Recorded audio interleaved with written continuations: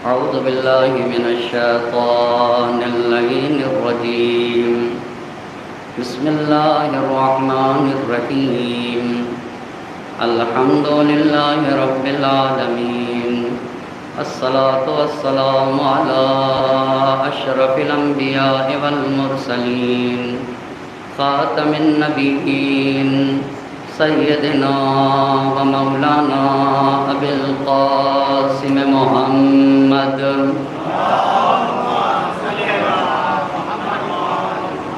وعلى أهل بيته الطيبين الطاهرين المعصومين ولعنة الله على أعدائهم أجمعين.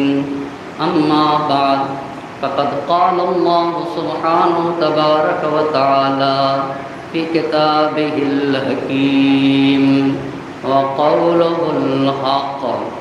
بسم الله الرحمن الرحيم. التائبون العابدون الحامدون السائحون الراكعون الساجدون الآمرون بالمعروف والناهون عن المنکر.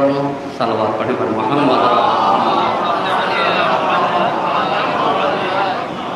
عشر مجالس کی آج 10ویں گفتگو ہے اور عنوان گفتگو ہے کربلا گام بگام. اس عنوان پہ گفتگو کرنے کے لیے قرآن مجید کی جس آیہ مبارکہ کو سرنامہ سخن قرار دیا ہے اس میں اللہ مصلحین کے شرائط کو بتا رہا ہے.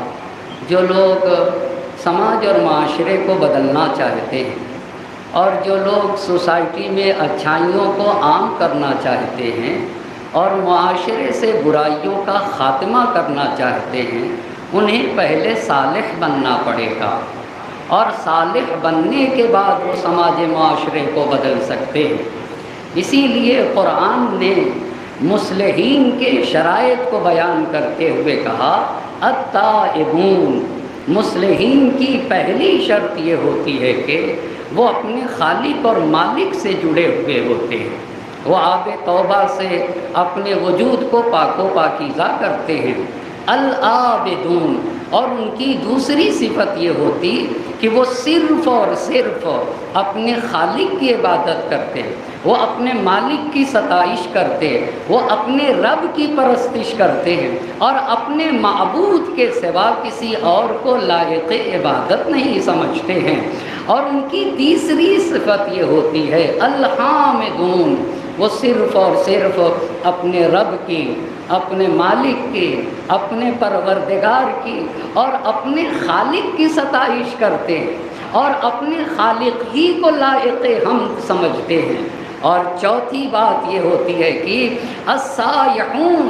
مصلحین کائنات کے ذرے ذرے میں اپنے خالق کو دیکھا کرتے ہیں. کائنات کا ذرہ ذرہ انہیں خالق اور مالک کا پتہ بتایا کرتا ہے. اور پانچویں صفت یہ ہوتی ہے الراکعون. وہ رکوع میں جا کر کے کہتے ہیں سبحان ربی العظیم و بحمدہ. میرا پروردگار عظمتوں کا مالک ہے، میرا معبود عظیم ہے، میرا خالق ہر عیب سے، ہر نقص سے، ہر کمی سے منزہ ہے. میں اپنے بے عیب اور ہر نقص و عیب سے پاک و پاکیزہ خدا کی حمد و ثنا کرتا ہوں اور اپنے عظیم پروردگار کی تسبیح کرتا ہوں. اور سجدے میں سر رکھ کر کہتے ہیں، یہ ان کی چھٹی صفت یہ ہوتی ہے، سجدے میں سر رکھ کر کہتے ہیں سبحان ربی الاعلی و بحمدہ. اگر کوئی بڑا ہے تو وہ میرا خالق ہے، اگر کوئی اعلیٰ ہے تو وہ میرا مالک ہے. اور جس کو کبریائی کا حق حاصل ہے وہ صرف اور صرف وحدہ لا شریک خدا ہے. اور وہ بھی میرا معبود، میرا رب، میرا خالق اور میرا پروردگار ایسا ہے جس میں کسی طرح کی کوئی کمی نہیں پائی جاتی، کسی طرح کا کوئی عیب نہیں پایا جاتا. میں اس رب اعلیٰ کی تسبیح کرتا ہوں جو بلند و بالا ہے، جس میں کسی طرح کی کوئی کمی نہیں پائی جاتی۔ جب ان 6 منزلوں پہ فائز ہوتے مصلحین، تائب بن جاتے، عابد بن جاتے، حامد بن جاتے، سائح یعنی کائنات کے ذرے ذرے میں اپنے مالک کو دیکھا کرتے ہیں، اور رکوع اور سجدہ کرنے والوں کے جب زمرے میں آ جاتے تو انہیں کہا جاتا ہے صلحاء۔ اب یہ صلحاء کے فہرست میں آ گئے ہیں، یہ تو نیکوکاروں کے فہرست میں آ گئے۔ اب ان کے اندر یہ صلاحیت پائی گئی، یہ عابد ہیں، یہ تائب ہیں، یہ عابد ہیں، یہ حامد ہیں، یہ سائح ہیں، ارے یہ رکوع کرنے والے ہیں، یہ سجدے بجا لانے والے ہیں۔ یہی وہ لوگ ہیں جو سماج کو بدل سکتے ہیں، معاشرے کو بدل سکتے ہیں، یہی وہ لوگ ہیں جو زمانے کو بدل دیتے ہیں۔ لہذا قرآن کہتا ہے الآمرون بالمعروف۔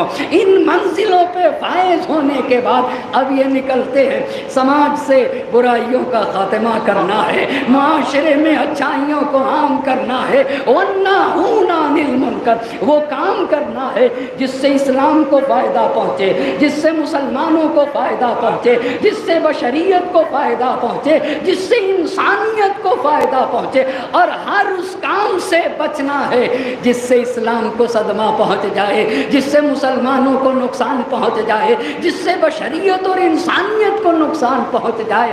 اور والحافظون لحدود اللہ، ہم ہی وہ ہیں جنہیں دین خدا کی حفاظت کرنا ہے، شریعت محمد مصطفیٰ کا تحفظ کرنا ہے، حدود الہی کی پاسداری کرنا ہے۔ اور جب ایسے مصلحین ہوتے ہیں تو قرآن کہتا ہے وَبَشِّرِ الْمُؤْمِنِينَ، ایسے صاحبان ایمان کو ہماری بشارت دے دی جائے۔ کتنی عظیم ہے یہ آیت، مصلحین کی شرائط کو بیان کر رہی ہے۔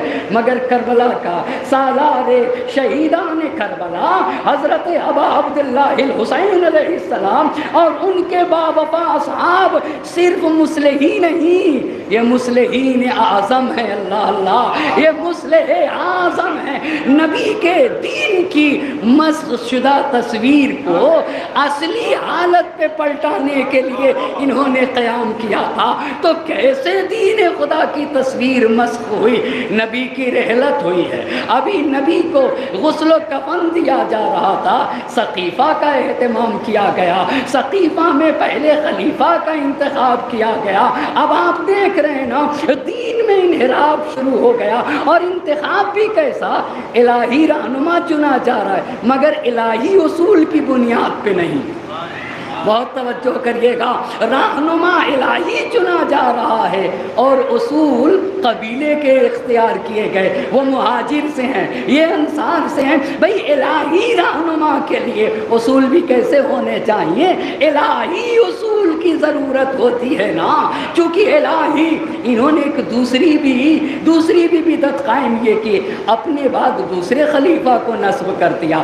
اب جب دوسرے خلیفہ آئے ہیں تو دوسرے خلیفہ نے اور بدعتیں قائم کی۔ انہوں نے کہا کہ غیر عرب کو مدینے میں رہنے کا حق نہیں، انہوں نے کہا کہ غیر عرب لڑکی سے شادی نہیں کر سکتا، انہوں نے کہا غیر قریش کی لڑکی سے شادی نہیں کر سکتا، اور پھر انہوں نے شورا بنائی۔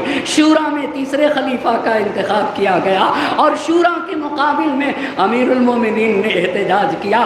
اب جب تیسرے خلیفہ آئے تو انہوں نے تو یہ کیا کہ حکومت کے ستون کو بنی امیہ کے ذریعے سے مضبوط کیا گیا، اس لیے بڑی بڑی پوسٹیں بنی امیہ کے ہاتھوں میں دی گئی۔ اور اتنا ہی نہیں، بیت المال جو تمام مسلمانوں کا مال ہے وہ کسے دیا گیا؟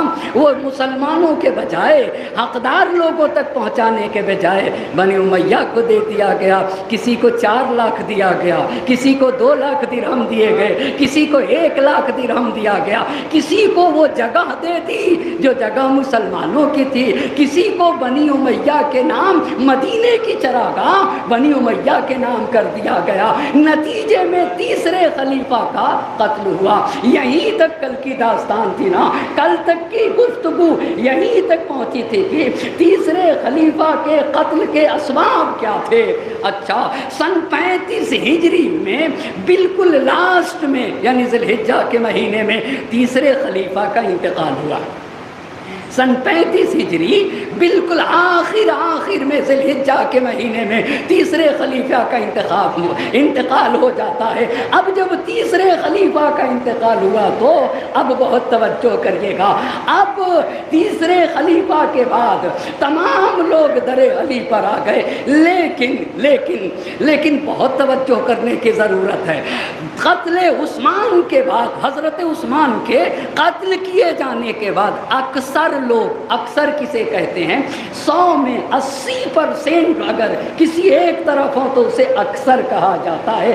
اکثر لوگ اس نتیجے تک پہنچے، قتل عثمان کے بعد اکثر لوگ اس نتیجے تک پہنچے کہ مسلمانوں کے بھنور میں پھنسی ہوئی کشتی کو اگر کوئی ساحل نجات تک پہنچا سکتا ہے تو صرف اور صرف علی مرتضیٰ پہنچا سکتے ہیں، صرف اور صرف علی مرتضیٰ پہنچا سکتے ہیں۔ اور اس نتیجے پر مگر افسوس ہے مسلمان بہت دیر سے نتیجے پہ پہنچا ہے، بڑے زمانہ درکار ہوا نتیجے پہ پہنچا، اور اس نتیجے پہ پہنچے کہ جو زیادتیاں کی گئیں، جو کجرویاں وجود میں آئیں، جو انحرافات وجود میں آئے، ان کجرویوں کو، ان انحرافات کو سدھار کر امت کو اگر کوئی سیدھے راستے پہ لا سکتا ہے نا تو علی مرتضیٰ لا سکتے ہیں۔ اگر امت کی سیدھے راستے پہ کوئی رہنمائی کر سکتا ہے تو صرف اور صرف ہمارے اور آپ کے پہلے امام حضرت علی ابن ابی طالب علیہ السلام۔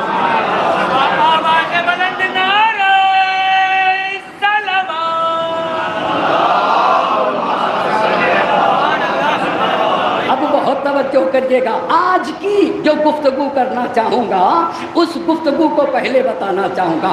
آج کی گفتگو امیر المومنین کے دست مبارک پر بیعت ہوگی نا، پر بیعت ہونے سے پہلے، بیعت کرنے کے ماجرے سے پہلے بتانا ہوگا فضا کیسی بنی 25 سال میں۔ بہت توجہ کریے گا، اس 25 سال میں کتنا انحراف آ گیا اسے میرے مولا نے بیان کیا ہے، توجہ کرنے کی ضرورت ہے۔ لوگ اس طریقے سے عثمانی رنگ میں رنگ گئے تھے کہ اس کا بدلنا ممکن نہیں تھا۔ بہت توجہ کریے گا، اس کا بدلنا دشوار تھا، اس لیے علی مرتضیٰ کو ڈھونڈا جا رہا تھا۔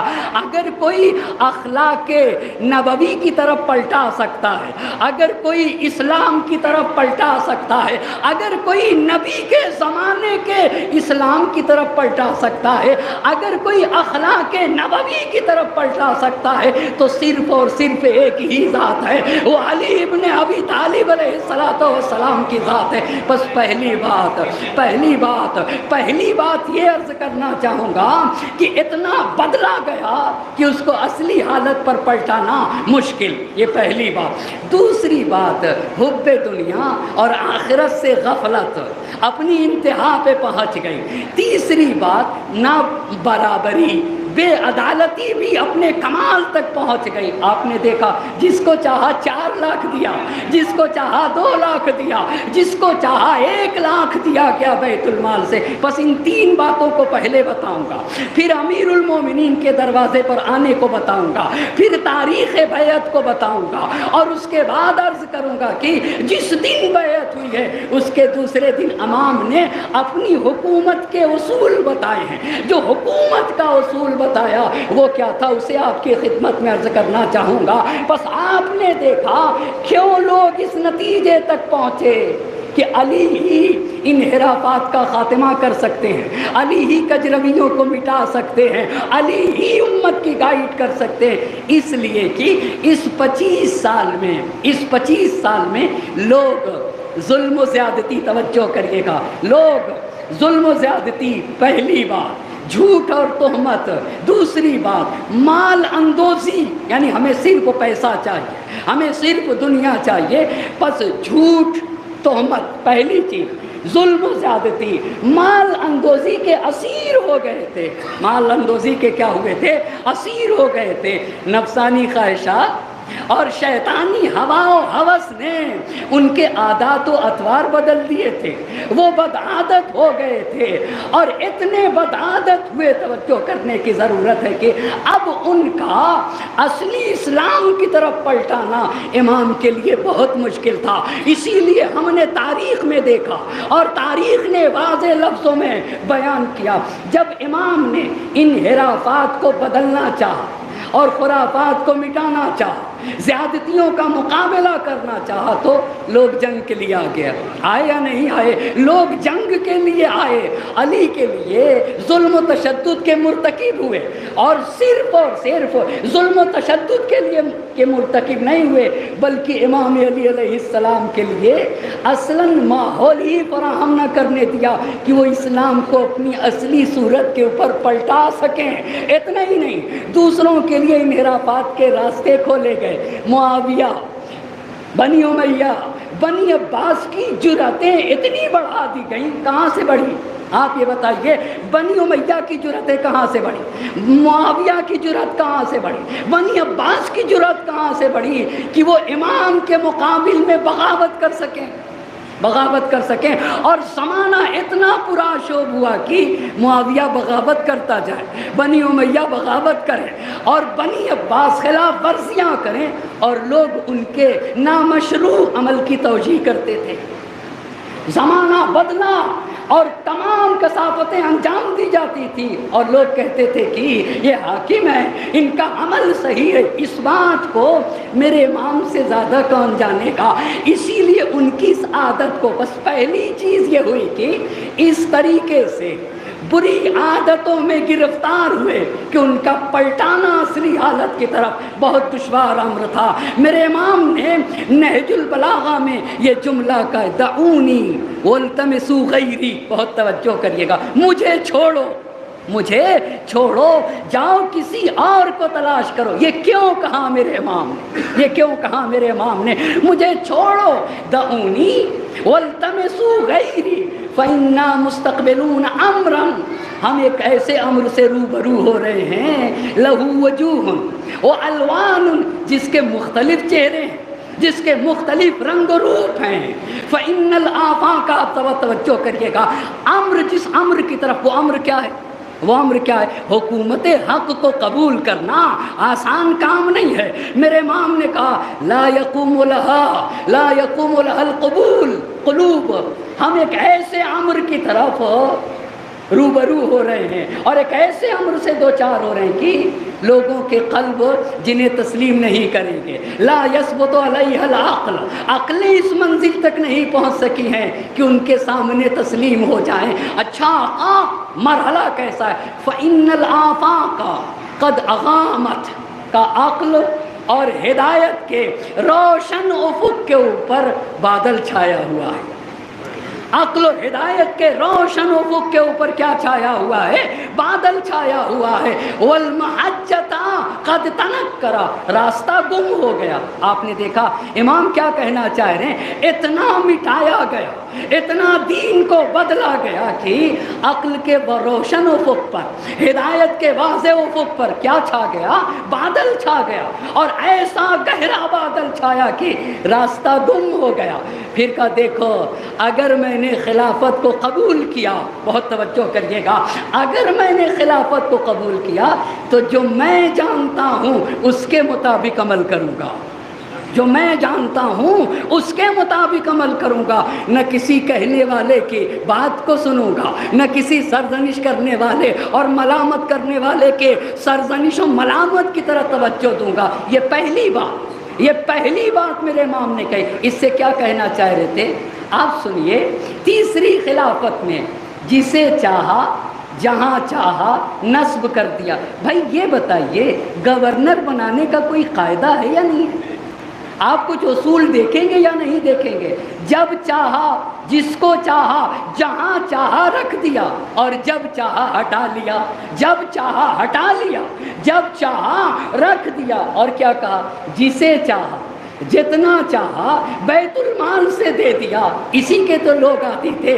اسی بات کی طرف میرے امام نے کہنا چاہا ہے، نہ نصب کرنے کا کوئی اصول اور نہ ہی عزل ہٹانے کا کوئی قانون بنایا گیا، نہ دینے کے لیے کوئی قانون، نہ ہی روکنے کے لیے کوئی قانون کا۔ ایسے دشوار ماحول میں اسلام کو اصلی حالت پر پلٹانا نہایت دشوار کام تھا۔ یہ پہلی بات۔ ایک صلوات پڑھتے پر محمد اور آل محمد۔ اب آپ نے دیکھا کیسے رنگ کو۔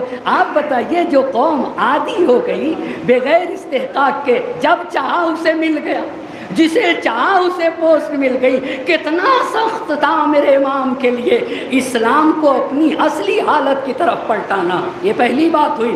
دوسری بات آپ کی خدمت میں عرض کرنا چاہوں گا، حب دنیا اور آخرت سے غفلت اپنے کمال تک پہنچی ہوئی تھی، اپنے کمال تک پہنچی ہوئی تھی۔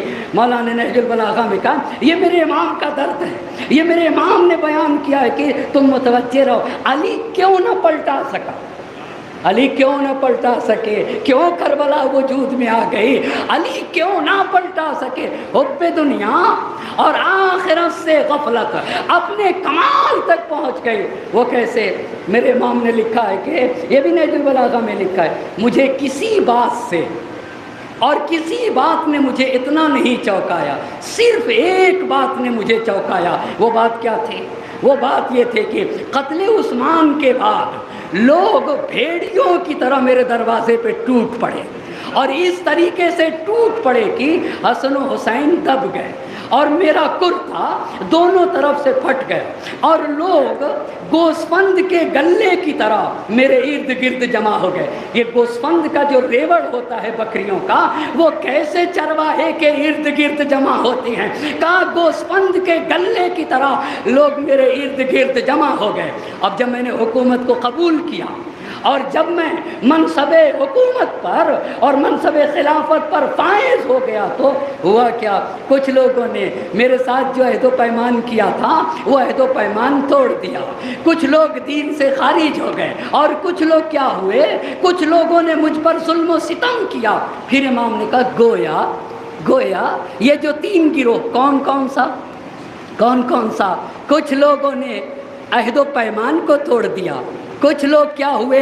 دین سے خارج ہو گئے۔ کچھ لوگ کون تھے جنہوں نے مجھ پہ ظلم و ستم کیا؟ پھر امام کہتے گویا ان لوگوں نے قرآن کی یہ آیت نہیں سنی اور یہ آیت نہیں پڑھی کہ ہم آخرت کو ان لوگوں کے لیے قرار دیں گے۔ بہت توجہ کریے گا، آخرت کو ان لوگوں کے لیے قرار دیں گے جو زمین پر فساد نہیں کرتے، جو اپنے کو بڑا نہیں سمجھتے، جو تکبر نہیں کرتے۔ والعاقبۃ للمتقین، آخرت تو پرہیزگاروں کے لیے ہے، عاقبت تو متقین کے لیے۔ شاید ان تین گروہوں نے اس آیت کو نہیں پڑھا۔ پھر امام نے کہا نہیں، انہوں نے پڑھا ہے، انہوں نے اپنے ذہنوں میں سپرد بھی کیا ہے، پھر کیوں نہیں متوجہ ہوئے؟ بہت توجہ کریے گا۔ کہا انہوں نے اس آیت کو پڑھا ہے، انہوں نے اپنے ذہن میں اس آیت کو سپرد بھی کیا ہے، لیکن دنیا ان کی نگاہوں میں آراستہ ہے۔ بہت توجہ کریے گا، دنیا ان کی نگاہوں میں آراستہ ہے۔ اتنی بات نہیں کہی، یہ دنیا کی چمک دمک، دنیا کی زرق و برق نے ان کو فریفتہ کر رکھا ہے۔ اچھا، اب آپ نے دیکھا کیوں نہیں حکومت حق کو قبول کریں گے؟ کہا جانتے ہیں آخرت ہی سب کچھ ہے، مگر یہ نہیں آئیں گے۔ کیوں نہیں آئیں گے؟ دنیا ان کی نگاہوں میں آراستہ ہے، دنیا کے زرق و برق نے انہیں اپنی طرف کھینچ رکھا ہے، اپنی طرف فریفتہ کر رکھا ہے۔ پھر کہا قسم ہے اس خدا کی، توجہ کریے گا، قسم ہے اس خدا کی جس نے دانے کو شگافتہ کیا، قسم ہے اس خدا کی جس نے انسان کو زیور وجود سے آراستہ کیا، قسم کھایا ہے میرے امام نے جس نے دانے کو اگایا، جس نے انسان کو زیور وجود سے آراستہ کیا۔ اب میرے امام کے جملے سنیے گا، اگر غیر معمولی تعداد علی کے پاس بیعت کے لیے نہ آئی ہوتی. اللہ اللہ، بہت توجہ. اما ساسا بن سوہان نے کہا تھا حکومت نے علی کو زینت نہیں دی ہے، علی نے حکومت کو زینت بخشی ہے. اللہ اللہ، کتنی عظیم بات ہے، کتنی عظیم بات ہے. علی کرسی کو زینت دیتے ہیں، علی تخت کو زینت بخشتے ہیں، علی حکومت کو زینت بخشتے ہیں. حکومت کی کرسی علی کو زینت نہیں بخشتی ہے. میرے مولا نے قسم کھا کے کہا، قسم ہے اس خدا کے جس نے دانے کو شگافتہ کیا، اور قسم ہے اس خدا کی جس نے انسان کو زیور وجود سے آراستہ کیا، اگر علی کے دروازے پہ غیر معمولی تعداد جمع نہ ہوئی ہوتی بیعت کے لیے، اور لوگوں کے وجود سے علی پر حجت تمام نہ ہوئی ہوتی. کتنی باتیں کہی امام نے. اگر غیر معمولی تعداد جمع نہ ہوئی ہوتی، لوگوں کے وجود سے علی پر حجت تمام نہ ہوئی ہوتی. اور تیسری بات، اگر خدا کا وہ عہد و پیمان نہ ہوتا. خدا کا عہد و پیمان کیا ہے؟ بس آپ دیکھیے، پہلی بات میرے امام نے کیا کہی، اگر غیر معمولی تعداد جمع نہ ہوئی ہوتی، یہ پہلی بات کہی. دوسری بات کہی کہ اگر لوگوں کے وجود سے مجھ پر حجت تمام نہ ہوئی ہوتی. اور تیسری بات یہ کہی کہ اگر خدا کا وہ عہد و پیمان نہ ہوتا جو خدا نے علماء سے لیا ہے، جو خدا نے دانشوروں سے لیا ہے، جو خدا نے پڑھے لکھے لوگوں سے لیا ہے، کہ دیکھو جب ظالم کے ظلم کی انتہا ہو جائے اور جب مظلوم مظلومیت کی انتہا تک پہنچ جائے تو تم مظلوم کی مظلومیت کے سامنے اور ظالم کے ظلم کے سامنے خاموش نہ رہنا. اللہ اللہ، کہا اگر غیر معمولی تعداد نہ ہوتی، ایک بات، لوگوں کے وجود سے اگر حجت تمام نہ ہوتی، اگر خدا کا وہ عہد و پیمان نہ ہوتا. کون سا عہد و پیمان؟ عہد و پیمان نہ ہوتا جو اس نے ہر پڑھے لکھے سے لیا ہے، علماء سے لیا ہے، دانشوروں سے لیا ہے، ہم لوگوں سے لیا ہے، کہ دیکھو جب ظالم کے ظلم کی انتہا ہو جائے اور مظلوم کی مظلومیت اپنی انتہا تک پہنچ جائے تو تمہیں خاموش نہیں رہنا چاہیے.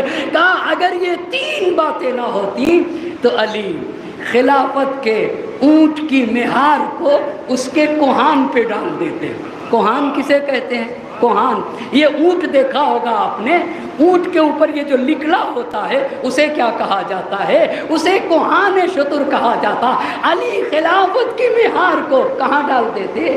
کوہان شتر پہ ڈال دیتے، تاکہ اسے جہاں جائے وہ خلافت کے اونٹ کو ایسے ہی چھوڑ دیتے تاکہ جہاں جائے چلا جائے. کہا جس علی نے 25 سال تک چھوڑا ہے، اللہ اللہ اللہ اللہ، یہ نہج البلاغہ ہے. اور کہا علی اپنے انجام کو آغاز کے جام سے پانی پلا دیتا. اللہ اللہ، اما کتنا پیارا جملہ. اپنے انجام کو آغاز کے جام سے کیا کر دیتا؟ پانی پلا دیتا. جس علی نے 25 برس تک حکومت کو ٹھکرا دیا، وہ علی اور بھی ٹھکرا سکتا ہے. علی حکومت کا محتاج نہیں ہے، حکومت علی کی محتاج ہے. علی حکومت کا محتاج نہیں ہے. اسی بات کو تو جوش نے کہا تھا، کربلا بھی حکومت کو نگل سکتی ہے، کربلا تخت کو تلووں سے مسل سکتی ہے، کربلا خار تو کیا آگ پہ چل سکتی ہے، کربلا وقت کے دھارے کو بدل سکتی ہے. ایک صلوات پڑھیں بر محمد اور آل محمد. ایک اور برعظمت محمد اور آل محمد. کہا اگر یہ تین باتیں نہ ہوتی تو علی خلافت کے اونٹ کی مہار کو اس کے کوہان پہ ڈال دیتا. اور پھر جملہ سنیے گا، یہ نہج البلاغہ ہے. آپ کو پتہ ہے امام معصوم ذرہ برابر مبالغہ نہیں کرتا ہے، نہ وہ بات کو بڑھاتا ہے نہ وہ گھٹاتا ہے. وہ تو حق اور حقیقت پر مبتنی باتیں کیا کرتا ہے نا. یہاں مبالغہ نہیں ہوا کرتا ہے کہ کوئی بات چڑھا کے بتا دی جائے. یہاں تو وہ جو بولتے ہیں وہی حق ہوا کرتا ہے نا، وہی دین ہوا کرتا ہے۔ پھر میرے امام نے کہا تم لوگ خوب اچھی طرح جانتے ہو، اللہ اللہ جملوں پہ غور کریے گا، تم لوگ خوب اچھی طرح جانتے ہو اور اچھی طرح سے پہچانتے بھی ہو کہ مجھ علی کی نگاہ میں یہ تمہاری حکومت بکری کی ناک کی غلاظت سے بھی پستر ہے۔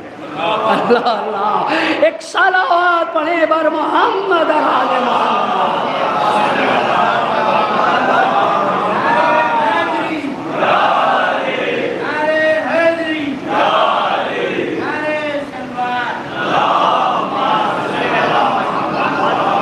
اس سے کیا بکری کی ناک کی غلاظت سے بھی پستر ہے؟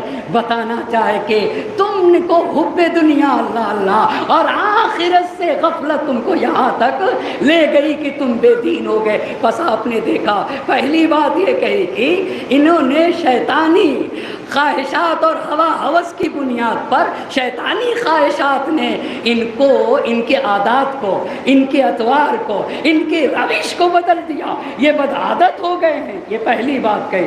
دوسری بات کہی کہ حب دنیا اور آخرت سے غفلت اپنے عروج تک پہنچ گئی۔ تیسری بات آپ یہ بتائیے کتنے بے انصافی کے یہ عادی ہو گئے تھے۔ اس کو کہتے ہیں تبعیض۔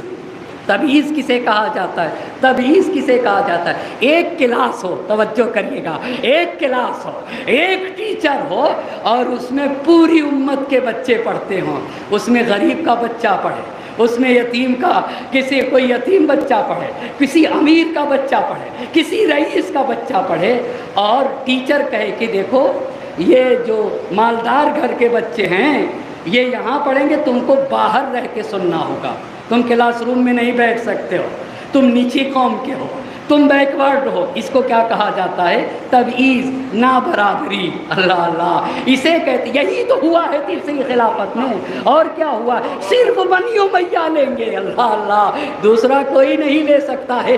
اس کو میرے امام نے کہا کہ دیکھو تم لوگ عادی ہو گئے ہو، بغیر استحقاق کے تمہیں مل جائے، نابرابری کے عادی ہوئے ہو، میں آؤں گا تو یہ نہیں چلے گا، اللہ اللہ، میں آؤں گا تو یہ نہیں چلے گا۔ بتا اس لیے رہا ہوں تاکہ جب بیعت ہوگی اور علی مرتضیٰ کی مخالفت ہوگی تب آپ کو پتا چلے گا مخالفت کی کیا وجہ ہیں، مخالفت کی کیا وجہ ہیں۔ بس پہلی وجہ شیطانی ہوا و ہوس نے ان کی عادت و اطوار کو بدل دیا، ٹھیک ہو گئی بات، یہ پہلی وجہ۔ دوسری وجہ حب دنیا اور آخرت سے غفلت اپنے عروج پہ۔ تیسری وہ نابرابری کے عادی ہو گئے تھے، وہ تبعیض کے عادی ہو گئے تھے، وہ یہی چاہتے تھے کہ ہم بنی امیہ ہیں تو ہم ہی کو ملنا چاہیے، دوسروں کو نہیں ملنا چاہیے۔ مولا کے ہاتھوں پہ جس دن بیعت کی گئی، اسے بھی توجہ کریے گا، اس کے دوسرے دن ایک خطبہ دیا۔ کل آپ کو بتایا تھا نا مدینے میں ایک چراگاہ تھی جس میں تمام مسلمانوں کے جانور چرنے چاہیے، وہ کس کو دے دی گئی؟ بنی امیہ کو دی گئی نا، وہ بنی امیہ کو دی گئی۔ اب آئیے، جس دن امام کے ہاتھوں پہ بیعت ہوئی اس کے دوسرے دن ایک خطبہ دیا، اس خطبے میں فرمایا آگاہ ہو جاؤ، ہر وہ چراگاہ، توجہ کریے گا، ہر وہ چراگاہ اور ہر وہ زمین جو لوگوں کو بغیر استحقاق کے یوں ہی دی گئی ہے، کیا جو لوگوں کو بغیر استحقاق کے یوں ہی دی گئی ہے، اور ہر وہ مال جو بیت المال سے، بہت توجہ کریے، کسی کو بلا وجہ ہبا کر دیا گیا، بخش دیا گیا، اور ہر وہ پیسہ جس پیسے کے ذریعے سے، بیت المال کے پیسے کے ذریعے سے اگر کسی عورت کی شادی کرائی گئی ہے، ہر وہ پیسہ جو شہروں میں بکھرا ہوا ہے، ان تمام چیزوں کو میں بیت المال کی طرف پلٹاؤں گا، اللہ اللہ، میں اس چراگاہ کو بیت المال کی طرف پلٹاؤں گا، میں اس زمین کو بیت المال کی طرف پلٹاؤں گا، جس مال سے، آپ یہ بتائیے لوگوں کے مال سے میں اپنے گھر والوں کی شادی کر دوں گا؟ آپ بتائیں نا، بیت المال لے کے میں اپنے گھر والوں کی شادی کروں گا؟ کہا جو چراگاہ ہیں، وہ زمینیں، وہ بیت المال جو بلا کسی وجہ کسی کو دھیبا کیا گیا، وہ مال جس کے ذریعے سے شادیاں کرائی گئیں، وہ مال جو شہروں میں بکھرا ہوا ہے، اسے کہاں پلٹاؤں گا، اسے کہاں پلٹاؤں گا؟ بیت المال میں۔ اب جملہ سنیے گا، بہت عظیم باتیں ہیں نا۔ بیت المال میں کا اس لیے کہ عدالت میں بہت وسعت پائی جاتی ہے، کا عدالت میں بہت وسعت پائی جاتی ہے۔ مولانا اس کی اور وضاحت کرے، کہا جتنا حق ناحق ہے نا، ہر ناحق کو عدالت کے کٹ گھرے میں لا کے کھڑا کروں گا۔ اللہ اللہ، ہر ناحق کو، بہت توجہ کریے گا، ہر ناحق کو عدالت کے کٹ گھرے میں لا کے کیا کیا جائے گا؟ کھڑا کیا جائے گا۔ جو ناحق دیا گیا اسے عدالت کے کٹہرے میں لا کر کھڑا کیا جائے گا۔ کیوں آقا؟ کہ جس کے لیے عدل و انصاف کی زمین تنگ ہو جائے، بہت توجہ کریے گا، جس کے لیے حق کی زمین تنگ ہو جائے، جس کے لیے عدل و انصاف کی زمین تنگ ہو جائے، اس کے ظلم و ستم کا حساب لیا جائے گا۔ اس کے ظلم و ستم کا کیا کیا جائے گا؟ جس کے لیے حق کی زمین تنگ ہو جائے، جس کے لیے انصاف کی زمین تنگ ہو جائے نا، اس سے اس کے ظلم و ستم کا حساب لیا جائے گا۔ اتنی بات کہی، پھر امام نے کہا دو طرح کے لوگ ہیں اب میری حکومت کے سامنے، دو طرح کے لوگ، جن کے عقیدے کمزور، جن کا ایمان ضعیف ہے، بہت توجہ کریے گا، جو دین کو دنیا پہ قربان کر دیتے، بہت غور کریے گا، یہ نہج البلاغہ ہے، جن کا ایمان کمزور، جن کا عقیدہ کمزور، جن کا دین ضعیف، جو دین کو کس پہ قربان کر دیتے؟ دنیا پہ قربان کر دیتے، جو دنیاوی لذتوں کو جنت کی نعمتوں پہ مقدم کرتے ہیں نا، ایسے لوگ میری حکومت کو برداشت نہیں کر سکیں گے۔ اللہ اللہ، ایسے لوگ میری حکومت کو، وہ حکومت عدل کو برداشت نہیں کر سکتے، وہ حکومت حق کو تحمل نہیں کر سکتے ہیں، جو کمزور ہیں، جو دین فروش ہیں، جو اپنے دین کو دنیا پہ قربان کر دیتے، جو دنیاوی لذتوں کو مقدم کرتے ہیں بہشتی نعمتوں پہ، اور جو دیندار لوگ ہیں، جو مومن ہیں اور جو فرامین الہی کے پابند ہیں، انہیں بھی سخت امتحان سے گزرنا ہے۔ کہا ایسا ہی نہیں ہے، ایسا ہی نہیں ہے۔ دیکھیے، حق کے بارے میں تقریر کرنا بہت آسان ہے، لیکن میدان عمل میں حق پہ عمل کرنا یہ بہت سخت کام ہے۔ ایک صلوات پڑھے بر محمد اور آل محمد۔ اچھا، کہا جو کمزور ہیں، جو دین کو دنیا پر قربان کر دیتے، جو دنیاوی لذتوں کو کس پر مقدم کر دیتے ہیں؟ اخروی لذتوں کے اوپر، وہ حکومت حق کو قبول نہیں کر سکتے، اور جو صاحب ایمان ہیں اور جو خدا کے فرامین پر عمل کرتے ہیں، یہ کیا ہوں گے؟ کہ ان کو امتحان سے گزرنا ہوگا، اور کم ہی لوگ ہیں جو امتحان سے کامیاب گزریں گے، کم ہی لوگ ہیں جو امتحان سے کامیاب گزریں گے۔ اور دوسری جگہ میرے امام نے کہا کہ دیکھو دیکھو، جس دن خدا نے رسول خدا کو نبی بنا کر بھیجا تھا، وہ تمہارے امتحان کا دن تھا۔ بہت غور کریے گا، یہ بہت بڑی بات ہے۔ جس دن اللہ نے نبی کو پیغمبر بنا کے بھیجا تھا، وہ کون سا دن تھا؟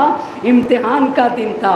اب جب میں نے حکومت کو ایکسیپٹ کر لیا، تو جس دن نبی کو نبی بنایا تھا اور وہ امتحان کا دن تھا، آج جب علی برسر اقتدار آ رہے ہیں نا، تو آج تم سب کے لیے امتحان کا دن ہے۔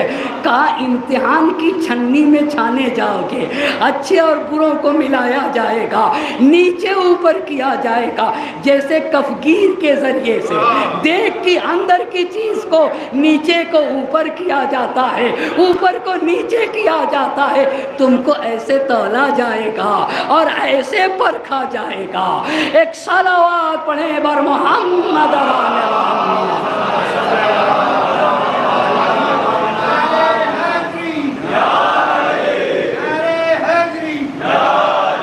اب آپ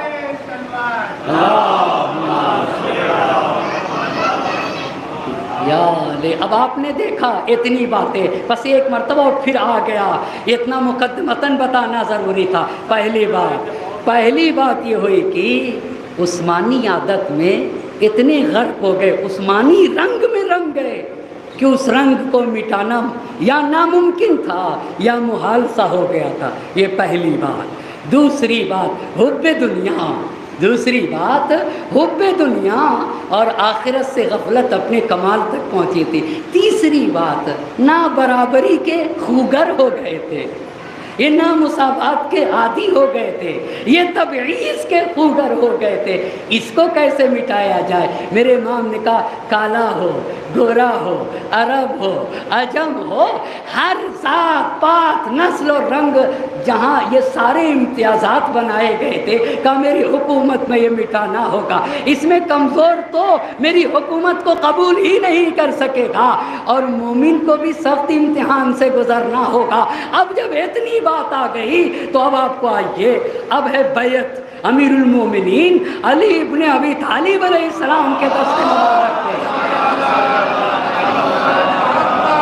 لکھا ہے کہ قتل حضرت عثمان کے بعد، بہت توجہ کرے گا میرا مجمع، قتل حضرت عثمان کے بعد مہاجرین اور انصار، ایک مرتبہ بتائیے مہاجرین کسے کہتے ہیں؟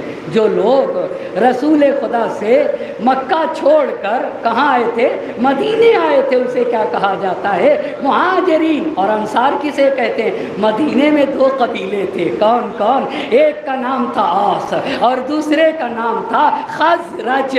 آس اور خزرج جب مسلمان ہوئے تو ان کو کیا کہا گیا؟ انہیں انصار کہا گیا۔ قتل حضرت عثمان کے بعد مہاجرین اور انصار میں سے جو رسول خدا کے صحابی تھے، ان میں طلحہ بھی شامل ہیں اور ان میں زبیر بھی شامل ہیں، یہ سب کے سب ایک جگہ جمع ہوئے، اور جگہ جمع ہونے کے بعد در علی مرتضیٰ پہ آئے، اور جب در علی مرتضیٰ پہ پہنچے ہیں نا تو سارے لوگوں نے میرے امام سے کہا کہ لوگوں کو امام کی ضرورت ہے، لوگوں کو رہنما کی ضرورت ہے، لوگوں کو راہبر کی ضرورت ہے۔ بہت توجہ کریے گا، وہ کیا کہہ رہے تھے؟ لوگوں کو امام کی ضرورت ہے، لوگوں کو رہنما کی ضرورت ہے، لوگوں کو رہبر کی ضرورت ہے، مگر میرے مولا نے کہا میں تمہاری رہبری کا محتاج نہیں۔ اللہ اللہ، کہا تمہیں میری ضرورت ہے مگر میں تمہارا۔ اما امام اسے کہتے امت نہ مانے تب بھی امام، امت مان لے تب بھی وہ امام ہوا کرتا ہے۔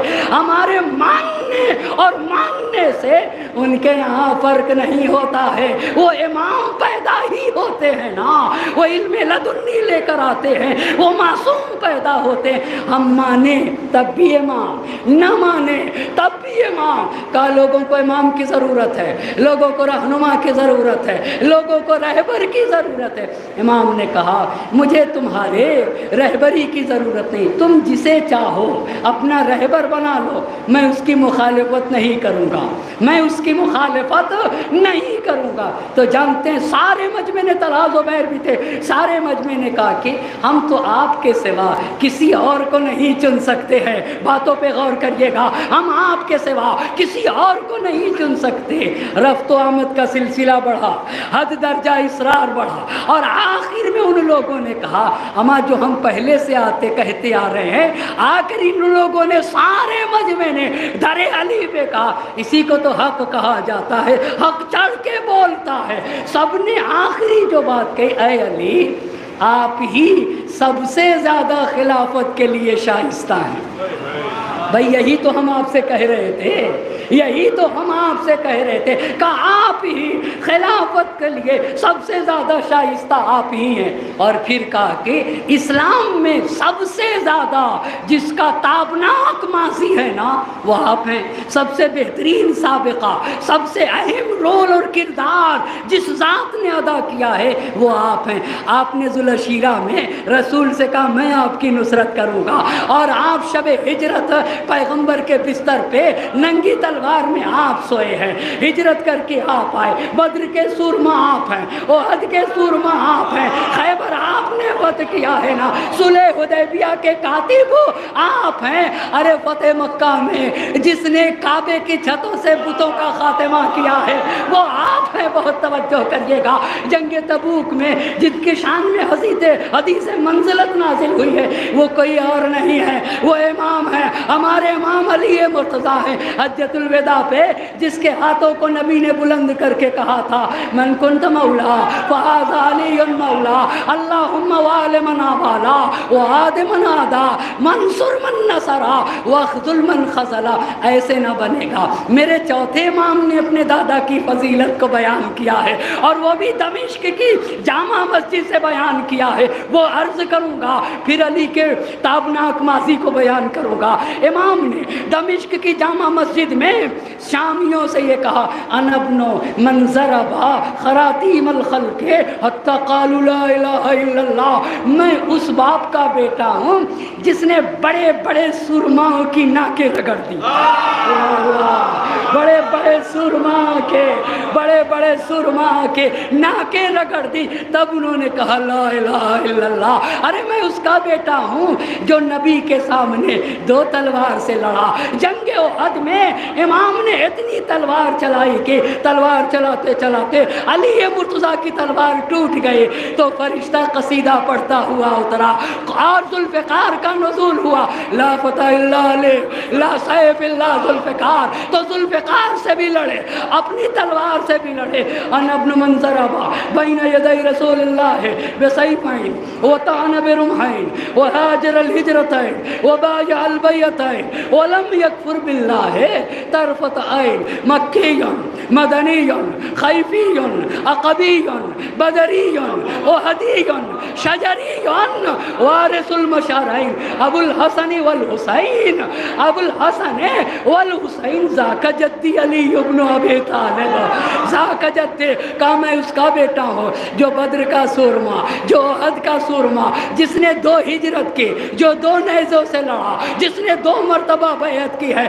اور جو خیبر کا سورما جو مکی ہے، جو مدنی ہے، ارے جس کا رشتہ شجرہ نبوت سے ہے، جس کا رشتہ شجرہ طوبہ سے ہے، جو مشر کا وارث ہے، جو مزدلفہ کا وارث ہے، جو حسن حسین کا بابا ہے، وہ میرے دادا علی مرتضیٰ ہے۔ ایک صلوات پڑھے بر محمد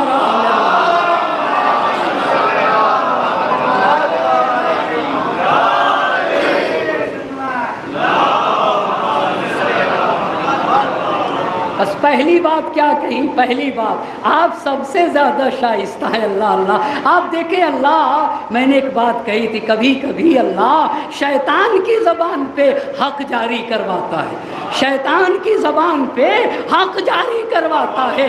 اما جو بات کہی گئی وہ تم نے نہیں مانی، نہ نبی کی مانی، نہ خدا کے پیغمبر کی مانی، اور آج آ کر یہی کہہ رہو کہ اے علی خلافت کے لیے آپ سب سے شائستہ ہیں۔ یہ پہلی بات۔ دوسری بات یہ کہی کہ آپ کا ماضی تابناک ہے اللہ۔ اما میرے امام نے کہا لم یکفر باللہ طرفت عین، جس نے پلک جھپکنے کے برابر بتوں کے سامنے سر نہ جھکایا، اسے علی کہا جاتا ہے، اسے علی کہا جاتا ہے، اسے علی کہا جاتا ہے۔ کہا ماضی آپ کا تابناک۔ تیسری بات، اور رسول خدا سے سب سے زیادہ نزدیک آپ ہیں، کہا سب سے زیادہ نزدیک آپ۔ یہ ساری باتیں پورے مجمع نے کہی تو جانتے ہیں میرے امام نے کیا کہا؟ مجھے معاف کرو، بہت توجہ کریے گا، مجھے معاف کرو، مجھے تمہاری حکومت چاہیے ہی نہیں۔ اللہ اللہ، کہا میں تمہارا مددگار رہوں،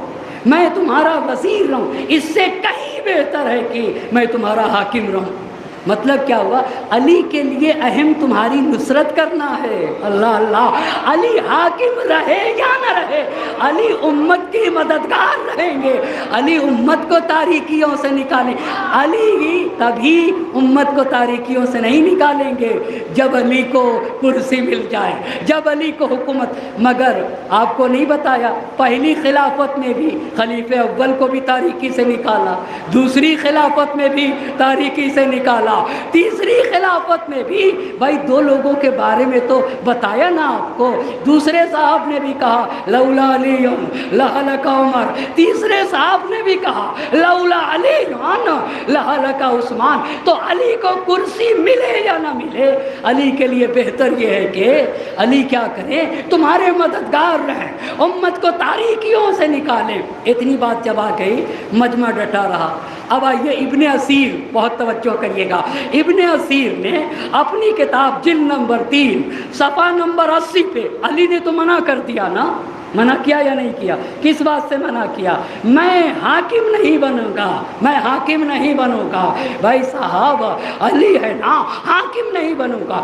ابن اسیر نے جلد نمبر 3 صفحہ نمبر 80 پہ یہ لکھا، جب علی نے خلافت کو ٹھکرا دیا، اللہ اللہ، اماں میرے امام نے جب وہ اپنا جوتا ٹاک رہے تھے اور سل رہے تھے، کسی سے پوچھ لیا کہ یہ بتاؤ اس جوتے کی قیمت کیا ہے؟ کہا کوئی بھی قیمت نہیں ہے، اس جوتے کی کوئی اہمیت نہیں۔ کہا علی مرتضیٰ نے کہا میری نگاہ میں اس جوتے سے بھی پست ہے یہ حکومت، اللہ اللہ، میری نگاہ میں اس جوتے سے بھی پست ہے۔ آپ علی پھر کیوں آپ نے حکومت لے لی؟ کہا صرف اس لیے کہ تاکہ علی حق کو زندہ کر دے، اللہ اللہ، علی حق کو زندہ کر دے اور باطل کا خاتمہ کر دے۔ بس علی کے نگاہ میں حکومت اس لیے لی جائے تاکہ حق کو زندہ کیا جائے، کلمہ الہی کو اطلاع حاصل ہو اور باطل کا کیا کیا جائے؟ خاتمہ کیا جائے۔ تو جب علی نے حکومت کو ٹھکرا دیا تو آپ کو پتہ ہے مدینے کی مسلح اور فوجی قوتوں نے، مسلح کس کو کہتے ہیں؟ مسلح وہ قوت جس کے ہاتھ میں اسلحے ہوتے ہیں، فوج، مدینے کے مسلح اور فوجی قوتوں کو یہ وارننگ دی گئی، بہت توجہ کریے گا ابن اسیر، یہ وارننگ دی گئی کہ اگر ایک دن کے اندر تم لوگوں نے اپنا خلیفہ نہ چنا تو علی کی گردن اڑائی جائے گی، طلحہ کی گردن اڑائی جائے گی اور زبیر کی گردن اڑا دی جائے گی۔ یہ مسلح فوج اور مسلح قوتوں نے یہ وارننگ دی مدینے والوں کو کہ اگر تم لوگوں نے ایک دن کے اندر کسے نہ چنا، خلیفہ کو نہ چنا تو علی، طلحہ اور زبیر کی گردن اڑا دی جائے گی۔ جب یہ بات کہی گئی نا تو پھر سارے لوگ علی کے دروازے پہ ٹوٹ گئے، اے علی اب آپ کے ہاتھوں پہ بیعت کے سوا کوئی چارہ نہیں۔ آپ کو پتہ ہے نازک حالات میں یہی گھرانہ کام آتا ہے، منتشر حالات میں یہی گھرانہ کام آتا ہے۔ اب اسلام کا مسئلہ ہے، اب امت کی نجات کا مسئلہ ہے۔ در علی پہ آ کے جب قدم رکھا گیا تو بہت، اب آپ کے سوا، آپ کے دست مبارک پہ بیعت کے سوا کوئی چارہ نہیں۔ تو امیر المومنین نے کہا کہ اگر مسئلہ ایسا ہے تو بیعت مخفی طور پر نہیں ہوگی، بیعت مجمع عام میں ہوگی، اللہ اللہ، بیعت کہاں پہ ہوگی؟ اما بیعت کیا شان ہے میرے امام کے، کہاں پوشیدہ جگہ پہ نہیں ہوگی، تاریکی میں بیعت نہیں ہوگی، کھلی جگہ پہ مجمع عام میں بیعت ہوگی، کہاں مجمع عام میں بیعت ہوگی۔ اب جب مجمع نے تسلیم کیا، مجمع عام میں بیعت ہوگی نا، تو میرے امام اپنی جگہ سے بلند ہوئے، اپنی جگہ سے، اپنے آپ کے بدن پہ ایک پیراہن ہے، توجہ کریے گا، بدن امیر المومنین پہ ایک پیراہن، سر اقدس پہ امامہ ہے، ہاتھ میں نالین ہے، عجیب کردار ہے۔ آپ دیکھیے تو اس پہ بھی سوچنے کی ضرورت ہے، کیوں یہ کردار اختیار کیا گیا؟ اپنی جگہ سے بلند ہوئے، تن اقدس پہ ایک پیراہن ہے، سر اقدس پہ ایک امامہ ہے، ہاتھ میں نالین مبارکین ہے اور مسجد میں تشریف لے آئے۔ اب جب مسجد میں تشریف لے آئے تو اپنے کمان پر ٹیک لگائے، اپنے کمان پر جب ٹیک لگائی تو بیعت کا سلسلہ شروع ہوا۔ اب جب بیعت کا سلسلہ شروع ہوا، توجہ کرنے کی ضرورت ہے، سلسلہ بیعت شروع ہوا تو پتہ ہے سب سے پہلے طلحہ آگے بڑھا۔ سب سے پہلے کون آگے بڑھا؟ اسے یاد رکھیے گا، تاریخ میں سب سے پہلے جس نے امیر المومنین کے دست مبارک پہ بیعت کی ہے وہ کون ہے؟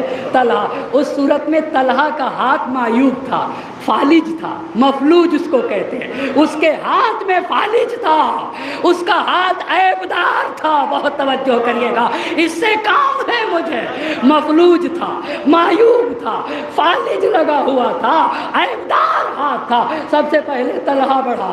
اب طلحہ نے اپنے معیوب ہاتھ سے کو علی مرتضیٰ کے ہاتھ پر جب رکھا اور بیعت کی تو حبیب ابن زعیب ایک شخص نے کہا انا للہ و انا الیہ راجعون، بہت توجہ کرے گا، انا للہ کیوں پڑھا جاتا ہے؟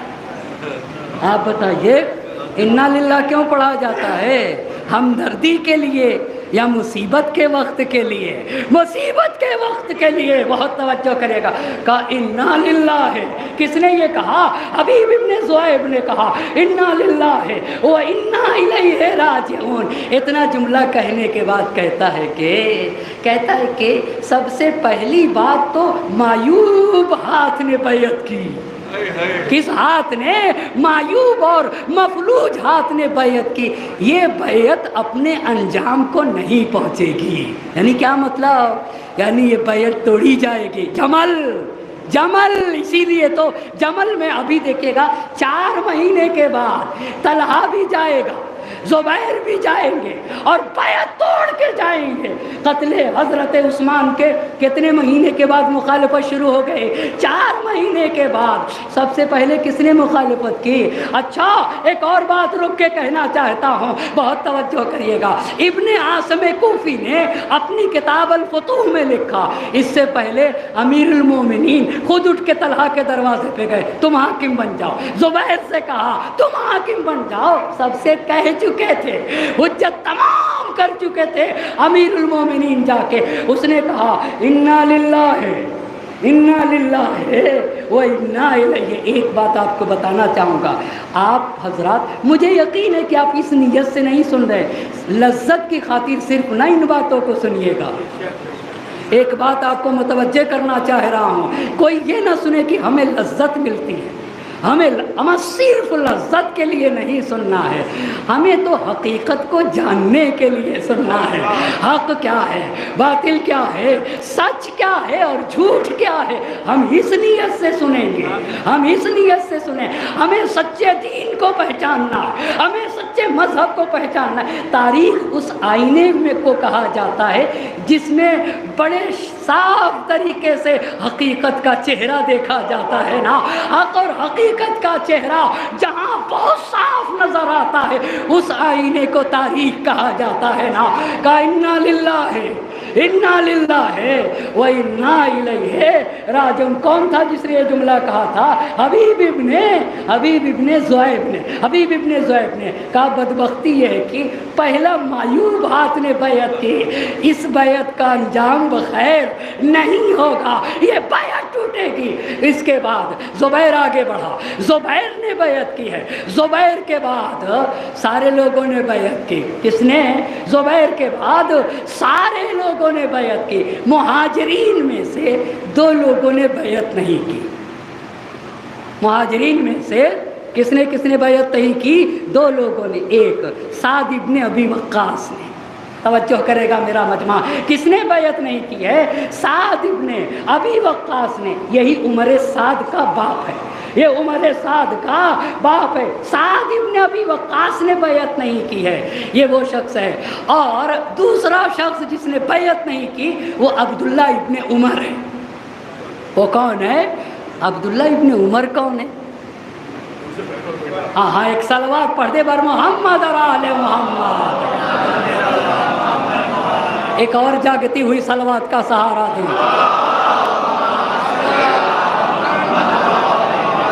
اچھا، تو سعد ابن ابی وقاص اور کون تھا؟ عبداللہ ابن عمر۔ یہ دوسرے خلیفہ کے بیٹا ہیں۔ یہ کس کے بیٹے ہیں؟ دوسرے خلیفہ کے بیٹے ہیں۔ انہوں نے بھی بیعت نہیں کی ہے۔ اس سے کام ہے، آپ کو پتہ ہے اس نے یزید کی بیعت سے انکار کیا تھا یا نہیں کیا تھا؟ آپ بتائیے۔ بھئی عبداللہ ابن عمر نے، آپ ولید کا خط پہنچتا ہے، 4 لوگوں نے انکار کیا۔ کون کون تھے 4 لوگ جو انکار کرنے والے تھے؟ ایک حسین ابن علی ابن ابی طالب۔ دوسرا کون تھا جس نے بیعت سے انکار کیا تھا؟ عبداللہ ابن زبیر۔ تیسرا کون تھا؟ عبداللہ ابن عمر۔ اور چوتھا کون تھا؟ عبد الرحمن ابن ابی بکر۔ یہی تو تھے نا 4 لوگ۔ تو کیا نیت ان کی اچھی تھی؟ دکھنے میں لگتا ہے یزید کی بیعت سے ان کو اپنی اپنی حکومت کی پڑی ہوئے تھے۔ صرف ایک سچا انسان تھا اور وہ صرف اور صرف حسین شہید تھے۔ اچھا، انصار سے کچھ لوگوں نے، 10 12 15 لوگوں نے علی مرتضیٰ کے ہاتھوں پر بیعت نہ کی۔ اس میں سے ایک شخص نعمان بن بشیر ہے۔ उसमें से एक शख्स जिसने अमीरुल मोमिनीन के दस्ते मुबारक पर बैअत न की, वो कौन है? नुअमान बिन बशीर है। ये नुअमान बिन बशीर वही शख्स है कि जब कत्ल उस्मान की भगदड़ में नायला की उंगलियां कटी तो उंगली को उठाया और हज़रत उस्मान का खून आलूद कुर्ता लेकर कहाँ चला गया? शाम चला गया, अमीर शाम के पास। वो कौन था जो उंगली भी ले गया और खून आलूद कुर्ता भी ले गया? वो कौन था? वो नुअमान बिन बशीर था। इसने भी, ये अंसार से था, इसने भी अमीरुल मोमिनीन के दस्ते मुबारक पर बैअत न की। अब बैअत का सिलसिला तमाम हुआ ना, जब बैअत का सिलसिला तमाम हुआ तो किस दिन बैअत ली गई थी? इस पे अहम है बात। मुअर्रिखीन कहते हैं कि 25 ज़िलहिज्जा सन 35 हिजरी जुमे के दिन कब अली मुर्तज़ा के हाथों पर बैअत हुई है? 25 ज़िलहिज्जा। एक मरतबा अरबी महीने को दोहराते हैं, एक मरतबा हम लोग मिल के क्या करते हैं? अरबी महीने को दोहराते हैं। आप ये बताइए अरबी महीने क्या क्या? पहला महीना मुहर्रम, दूसरा क्या है? सफ़र, तीसरा रबीउल अव्वल, चौथा रबीउल सानी, पाँचवा जमादिउल अव्वल, छठा जमादिउल सानी, सातवां रजब, आठवां शाबान, नवां रमज़ान, 10वां शव्वाल, 11वां ज़िलक़ादा, 12वां ज़िलहज्जा। सही हो गई बात? ज़िलहिज्जा इसका मतलब ये है कि सन 35 हिजरी का आखिरी महीना और आखिरी दिन। वाज़ेह हो गई बात। कब बैअत ली गई है अमीरुल मोमिनीन के? 25 ज़िलहिज्जा और 35 हिजरी जुमे के दिन। ठीक है, 25 ज़िलहिज्जा 35 हिजरी जुमे के दिन बैअत हुई है और 26 ज़िलहिज्जा सन 35 हिजरी शंबे के दिन, सैटरडे को अमीरुल मोमिनीन ने एक तकरीर की है। उस तकरीर में अपनी सियासत के कुल्ली उसूल बताए हैं। बहुत तवज्जो करिएगा, उसे गौर करने की ज़रूरत है। बस 25 ज़िलहिज्जा सन 35 हिजरी जुमे के दिन बैअत हुई और कब दूसरी तकरीर की आप बताइए, जिसमें अपने सियासत के कुल्ली उसूल बताए। कौन सी तारीख थी? 26 ज़िलहिज्जा शनिचर यानी शंबे को यानी सैटरडे को अपनी हुकूमत के कुल्ली उसूल बताए। उसमें चंद अहम बातों को बताया। पहली बात बहुत अजीम बात है। पहली बात इमाम ने ये कही कि देखो मैंने मजबूरन तुम्हारी हुकूमत को कबूल किया, ये पहली बात। दूसरी बात कहा कि मैं तुम्हें मुतवज्जे कर रहा हूँ, मैं तुम्हें मुतवज्जे। जब रात आती है तो कैसे हर घर में तारीकी दाखिल होती है या नहीं? रात आती है तो जिस तरीके से जब रात आती है तो जैसे हर घर में तारीकी दाखिल होती है ना, ऐसे ही फितनों ने तुम्हारी तरफ रुख कर रखा है। अब इख्तिलाफ होगा, अब जंगें होगी, अब लड़ाइयाँ, फितनों ने तुम्हारे तरफ क्या कर रखा है? रुख कर रखा। ये दूसरी बात कही। तीसरी बात कही कि जैसे मैं रसूल खुदा के ज़माने में डट कर अमल करता था वैसे ही डट के अमल करूँगा। अल्लाह अल्लाह, मैं वही अली हूँ जो रसूल खुदा के ज़माने में था। ये तीसरी बात। यहाँ तक बातें हो गई। कितनी बातें कहीं आप मुझे बताइए। मैंने मजबूरन तुम्हारी हुकूमत को कबूल किया। दूसरी बात क्या कही? जैसे रात की तारीकी तुम्हारे घरों में आती है ना, ऐसे फितनों ने तुम्हारी तरफ रुख कर रखा है। तीसरी बात क्या कही मेरे इमाम ने? जिस तरीके से मैं रसूल के ज़माने में डट के अमल करता था वैसे ही आज भी मैं वही अली हूँ। इतनी बात जब कहा तो अब कहा वो लोग, बहुत तवज्जो करिएगा, ऐसे मेरे इमाम ने कहा वो लोग जिन्होंने अपने आप को दुनिया में गर्क कर दिया, एक, जिन्होंने मालो दौलत हड़पा है, दो, जिन्होंने नहरें जारी की हैं, तीन, अच्छा जो अच्छे अच्छे घोड़े पे सवार हुए हैं, चार, जो नाजुक बदन कनीज़ों को जिन्होंने अपने पहलू में रखा है। कितनी बातें कही? 5। کہا جو لوگ دنیا میں غرق ہوئے، پہلی بات جنہوں نے مال اور دولت ہڑپا ہے، دوسری بات جنہوں نے نہریں جاری کی ہیں، تیسری بات جو اچھے اچھے گھوڑوں پہ سوار ہوئے ہیں، چوتھی بات اور جنہوں نے نازک بدن کنیزوں کو اپنے پہلو میں رکھا ہے نا، وہ غور سے سن لیں، جب علی ان سے ان چیزوں کو پلٹائیں گے نا تو ان کے لیے بڑا سخت ہوگا۔ ان کے لیے کیا ہوگا؟ ان کے لیے بڑا سخت ہو جائے گا، اور وہ علی کی حکومت کو قبول کرنے والے نہیں ہیں۔ یہ ایک بات اور کہا مہاجرین و انصار میں سے جتنے صحابہ ہیں، بہت توجہ کریے گا، مہاجرین و انصار میں سے جتنے نبی کے اصحاب ہیں، وہ بھی یہ خیال نہ کریں کہ ان کو برتری حاصل ہے، علی ان کو زیادہ دیں گے، عام مومنین کو کم دیں گے۔ کہا آپ یہ بتائیے، میں بہت نمازی ہوں، میں بہت پرہیزگار ہوں، تو کیا آپ دوسروں کا مال میرے نماز پڑھنے کی وجہ سے دوسروں کا مال آپ مجھے دے دیں گے؟ آپ ذرا مجھے بتائیے نا۔ بھائی میں متقی ہوں، اجر خدا دے گا، میں نمازی ہوں، اجر خدا دے گا، میں سچا ہوں، اجر کون دے گا؟ خدا۔ میرے سچے ہونے کا مطلب ہرگز یہ نہیں کہ لوگوں کی دولت مجھے دے دی جائے گی، لوگوں کا مال مجھے حوالے کر دیا جائے گا۔ کہا جو نبی کے اصحاب ہیں وہ بھی یہ خیال نہ کریں، جیسے ایک امتی کو حکومت سے وظیفہ ملے گا اتنا ہی وظیفہ علی کو ملے گا، اتنا ہی وظیفہ دیگر اصحاب کو ملے گا، اتنا ہی وظیفہ حسن حسین کو ملے گا، اتنا ہی وظیفہ میرے سگے بھائی عقیل کو ملے گا۔ اللہ اللہ کا اصحاب یہ خیال نہ کریں کہ برتری ان کو حاصل ہو جائے گی، انہیں زیادہ ملے گا۔ کہا ہرگز نہیں، کہا ہرگز نہیں۔ اب معیار بتایا ہے، اما یہ ہے زندہ، یہ ہے میری حکومت کے اصول۔ کہا جس نے نبی کی دعوت پر لبیک کہا، جس نے میں توجہ کریے گا، چاہے وہ فارس کا سلمان ہو، چاہے وہ صہیب کا روم ہو، چاہے وہ روم کا صہیب ہو، چاہے وہ حبشے کا بلال، جس نے نبی کی دعوت پہ لبیک کہا، پہلی بات جو ہمارے آئین و دین کی تصدیق کر دے، جو دائرہ دین میں داخل ہو جائے، جس نے قبلے کی طرف رخ کر لیا، وہ اسلام کے حقوق سے فائدہ اٹھائے گا۔ اللہ اللہ، وہ اسلام کے حقوق۔ آپ کو پتا ہے علی سے مخالفت کہاں سے شروع ہوئی؟ یہ جو علی نے برابر سے دینا چاہا، کہا میں کالے کو بھی برابر دوں گا، عرب کو بھی برابر دوں گا، عجم کو بھی برابر دوں گا۔ اللہ اللہ، نہ عجم کو عرب پہ برتری، نہ عرب کو عجم پہ برتری، نہ کالے کو گورے پہ، نہ گورے کو کالے پہ، جس نے ہر طرح کا امتیاز مٹایا۔ اب آپ کو بتائیے نبی کی سیرت یاد آ رہی ہے یا نہیں؟ نبی کی سنت کو زندہ کیا جا رہا ہے یا نہیں؟ میرے نبی نے اگر کالے اور گورے کے امتیاز کو مٹایا تھا نا، تو میں سنت نبی کو زندہ کروں گا، اس لیے کہ حقیقی وارث میں ہی ہوں۔ جگر جگر است، دیگر دیگر است، خون خون ہوتا ہے، پسینہ پسینہ ہوتا ہے۔ ایک صلوات پڑھے بر محمد اور آل محمد۔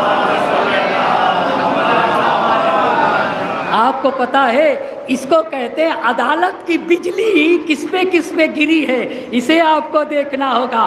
علی کی عدالت کی بجلی طلحہ پہ گر گئی، زبیر پہ گر گئی، عبداللہ ابن عمر پہ گر گئی، امام مروان پہ گری۔ ابھی آپ کو پتا چلے گا کیسے گری۔ کیا کہا میرے امام نے؟ جو رسول کی آواز پر آپ بتائیں لبیک کہہ دے، پہلی بات جو ہمارے دین اور آئین کی تصدیق کرے، دوسری بات جو دائرہ دین میں اللہ اللہ کسی کا نسب نہیں دیکھا جائے گا، دین دیکھا جائے گا، ایمان دیکھا جائے گا، اس کا قبلہ دیکھا جائے گا، وہ اسلام کے حقوق سے فائدہ اٹھائے گا۔ کیوں امام نے کہا دیکھو تم سب اللہ کے بندے ہو، اللہ اللہ، تم سب کیا ہو؟ اللہ کے بندے ہو، اور بیت المال بھی خدا کا مال ہے۔ آپ غور کر رہے نا، تم سب اللہ کے بندے ہو اور بیت المال بھی کس کا مال ہے؟ خدا کا مال ہے۔ لہذا علی تم سب میں بیت المال کو اب وہ نہیں چلے گا جو 12.5 سال ہوتا آیا، جسے چاہا 4 لاکھ دے دیا، جسے چاہا 2 لاکھ دے دیا، شہزادی کا پدک اٹھا کے مروان کو دے دیا، ابو سفیان کو 2 لاکھ دے دیا، مروان کو 1 لاکھ دے دیا، حکم بن ابی العاص کو 1 لاکھ دے دیا. کہا نہیں، سب کو برابر سے دیا جائے گا. اور کتنا دیا جائے گا آپ بتائیے، کتنا دیا جائے گا؟ کہا سب کو 3 درہم دیا جائے گا. اور دیکھو جتنے لوگ ہیں، کچھ لوگوں کا خلیفہ کے رجسٹر میں نام نہیں تھا. آپ کو بتایا، بتائیے کس کا نام کٹا تھا؟ بتا چکا ہوں شاید اس سے کل کے پہلے والے، مگر ابو ذر کا نام نہیں کٹا تھا. ابو ذر کا نام کٹا تھا یا نہیں کٹا تھا؟ عبداللہ ابن مسعود کا نام کٹا تھا یا نہیں کٹا تھا؟ بس رجسٹر میں کچھ لوگوں کے نام، آپ بتائیں نا، کچھ لوگوں کے نام نہیں تھے، مگر میرے امام نے کہا سارے لوگوں کو آنا ہوگا، چاہے رجسٹر میں نام ہو چاہے رجسٹر میں نام نہ ہو، سارے لوگوں کو. شرط یہ ہے کہ اسے مسلمان ہونا چاہیے، شرط یہ ہے کہ اسے آزاد و حر ہونا چاہیے. کل تم سب کے سب آنا. یہ 26 ذی الحجہ کو تقریر ہے، کب بلا رہے ہیں امام؟ 27 ذی الحجہ کو. تم سب کے سب کل آنا. اب کل سب کے سب آئے، سب کے آئے تو امام نے اپنے کاتب کو بلایا، جو لکھتے ہیں کاتب کو بلایا، عبید اللہ ابن ابی رافع کو بلایا. کہا اے عبید اللہ ابن ابی رافع، پہلے مہاجر کو دو. کس کو دو؟ پہلے مہاجر کو دو. مہاجر تو سمجھ میں آ کے آنا، پہلے مہاجرین کو دو. پھر کہا اس کے بعد مہاجرین کے بعد کس کو دینا ہوگا؟ انصار کو دو. توجہ کریے گا، مہاجرین کو پہلے دو، اس کے بعد کسے دو؟ انصار کو دو. دینے لگے عبید اللہ ابن ابی رافع، مہاجرین کو دینے لگے. انصار کتنا دے رہے تھے؟ 3 درہم. 3 کا جو کچھ بیت المال میں ہے اس کے حساب سے 3 درہم. لہٰذا ایک شخص آگے بڑھے، سہل بن حنیف آگے بڑھے، اور ایک شخص کو اپنے ساتھ لیے ہوئے تھے. بہت توجہ کریے گا، کیوں انہوں نے علی کی مخالفت کی ہے؟ اس لیے کہ ان کے پیروں پہ کلہاڑی پڑ رہی تھی. جہاں منہ کھول دیتے تھے 4 لاکھ درہم مل گئے، 5 لاکھ درہم مل گئے، جو چاہا وہ پوسٹ مل گئے. کہا یہ سب نہ دیکھا جائے گا، یہاں استحقاق دیکھا جائے گا اور یہاں حق دیکھا جائے گا. سہیل بن حنیف اپنے ایک شخص کو لے کر آئے اپنے ساتھ اور کہا امیر المومنین، یہ کل تک میرا غلام تھا اور آج اس کو میں نے آزاد کر دیا ہے. امام نے کیا کہا تھا؟ مسلمان ہونا اور آزاد ہونا شرط ہے. سہیل بن حنیف نے کہا کل تک میرا غلام تھا، آج یہ میں نے اس کو آزاد کر دیا. تو امام نے کہا کہ جس طرح تمہیں 3 درہم دوں گا ویسے ہی اس کو بھی دوں گا. اللہ اللہ، جس طرح تمہیں 3 درہم دوں گا. تمہارا غلام رہا ہو پر آج آزاد ہے، آج حر ہے، آج مسلمان ہے. جیسے ہی کہا جیسے بڑی ان کے لیے ذلت کی بات تھی. جو کل تک میرا غلام تھا اور آج آزاد ہو گیا، اس کو بھی میرے برابر ملے گا.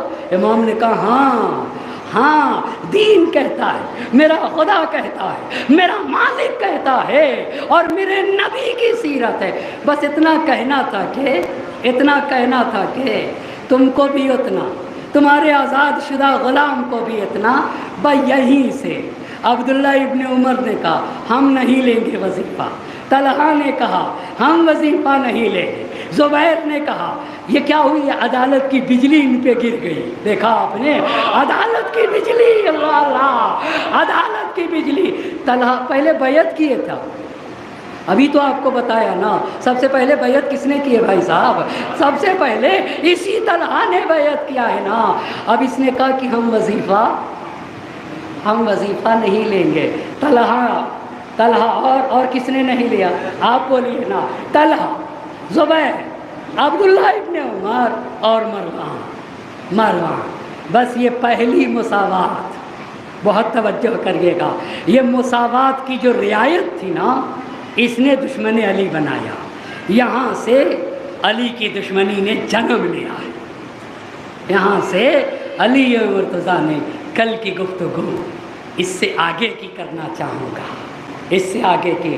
اور کیا دشواریاں تھیں امام کی حکومت میں؟ سب سے پہلی دشواری مالی مساوات کی رعایت تھی۔ دیکھا آپ نے، کا سب کو برابر سے دیا جائے گا، کا انسان، بہت غور کریے گا، انسان کی قدر و منزلت اس کے ایمان کی بنیاد کے اوپر ہوگی، اس کے دین کی بنیاد کے اوپر ہوگی، اس کے کردار اور کیریکٹر کی بنیاد پر ہوگی۔ بس عزیزان محترم، کہ مالی مساوات کی رعایت یہ وہ چیز تھی جہاں سے اب ان کے دل میں علی سے مخفی عداوت شروع ہو گئی۔ طلحہ، زبیر، عبداللہ ابن عمر اور مروان بن حکم۔ بس عزیزان محترم، آپ کو پتہ ہے نا، آپ کو پتہ ہے اسلام کے پھیلانے میں بھی ابو طالب کی اولاد کا کردار ہے، اور اسلام کو بچانے میں بھی، اسلام کو بچانے میں بھی اولاد ابو طالب ہے۔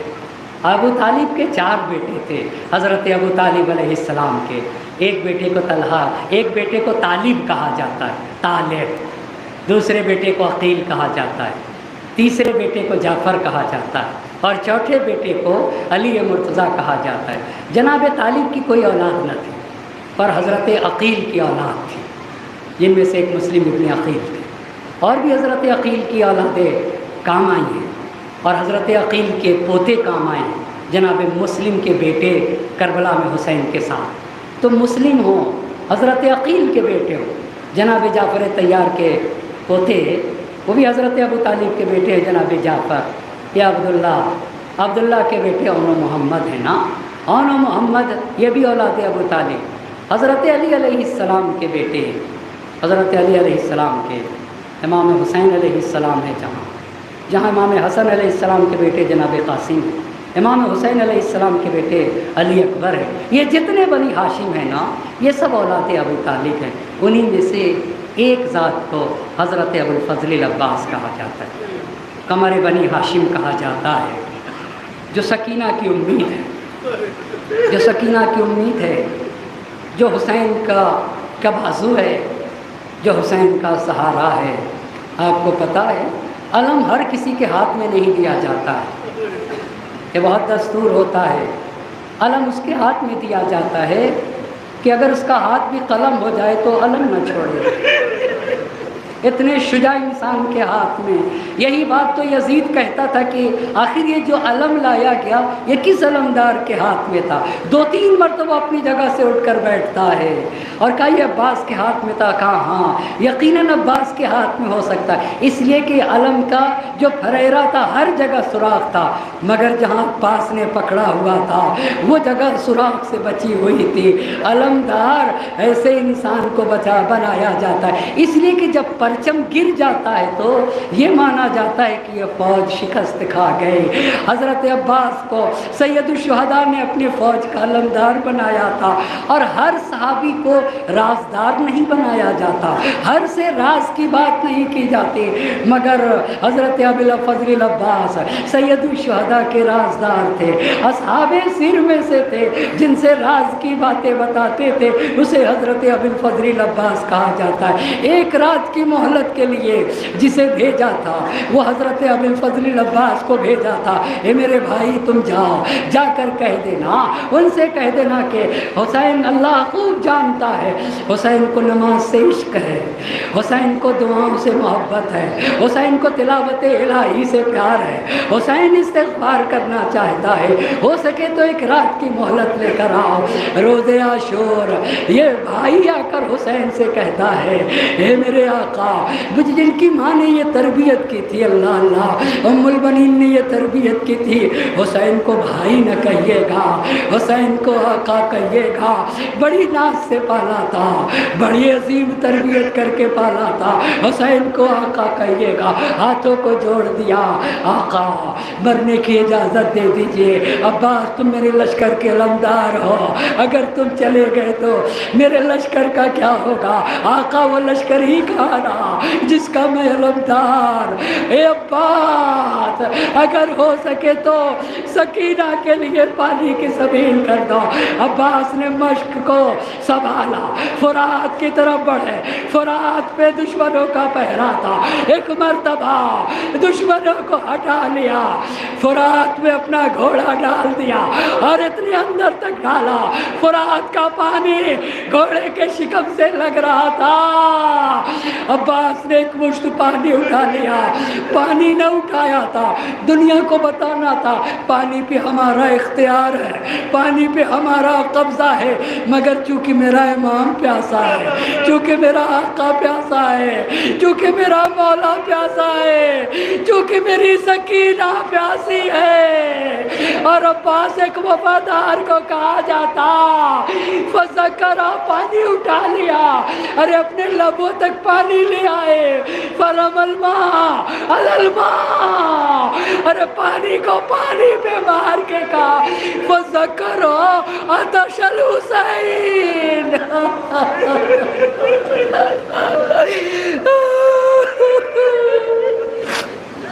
فذکر عطش الحسین، حسین کی پیاس یاد آ گئی. ارے میرا آقا پیاسا، میرا امام پیاسا، میرا مولا پیاسا. اے عباس اگر تم نے پانی پی لیا وفا کیا کہے گی، غیرت کیا کہے گی، دین کیا کہے گا. اے عباس ارے سکینہ پیاسی ہے، پانی کو پھینکا، مشک سکینہ بھر لیا، خیمے کی طرف چلے. میں نے سکینہ سے وعدہ کیا ہے اے میری لال، ارے تم پیاسی نہ رہو گے. چلے ایک مرتبہ دائنا بازو قلم ہوا، بائیں ہاتھ سے مشک سکینہ کو سنبھال لیا، بایاں بازو قلم ہوا، اپنے دانتوں سے سنبھالا. ایک مرتبہ ایک تیر آیا، مشک سکینہ پہ لگا، پانی بہ گیا. عباس کی امیدوں پہ سن نہ سکو گے. ارے سکینہ کے چچا کو عباس کہا جاتا ہے، زینب کے بھائی کو عباس کہا جاتا، حسین کے بازوؤں کو عباس کہا جاتا، علمدار کربلا کا عباس کہا جاتا. ارے دانتوں سے پانی بہا، اب فرات کا رخ کر لیا. ایک مرتبہ گرز لگا، زین سے زمین پہ تشریف لے آئے. آقا غلام کا سلام آخر قبول کریے. حسین دوڑے، علم کو لیا، خیمے کی طرف بڑھے. ارے سکینہ نے آتا ہوا علم دیکھا. اے بچوں اب ہم پیاسے نہ رہیں گے. وہ دیکھو، ارے وہ میرا چچا پانی لے کے آ رہا. میرے چچا نے وعدہ کیا ہے میرا چچا پانی لائے گا. مگر جب علم آیا، علمدار نہ آیا تو سکینہ پیاس بھول گئی. اے بابا ارے مجھے پانی نہیں چاہیے، مجھے تو میرا چچا چاہیے. مجھے پانی نہیں چاہیے، مجھے میرا چچا چاہیے. اے سکینہ ارے تمہارا چچا شرمندہ ہے. تمہارے چچا نے یہ کہا میرا لاشا خیمے میں نہ لے جایا جائے. میں نے سکینہ سے وعدہ کیا ہے اے میری لال تیرا چچا شرمندہ ہے. ارے اتنا کہنا تھا، زینب نے مرثیہ پڑھ دیا. واہ زیتا، واہ عباسا، واہ ہائے میرا عباس، ہائے میرا بھیا، ہائے میری غربت، ہائے اور میری تنہائی اب زینب کے بازو میں رسنما دی جائے گی۔ ایک مرتبہ حسین نے کمر تھام لی، الان ان کا سر آزارے یا آخی، ارے میرا بھیا چلا گیا، میرے عباس کے جانے سے میری کمر ٹوٹ گئی۔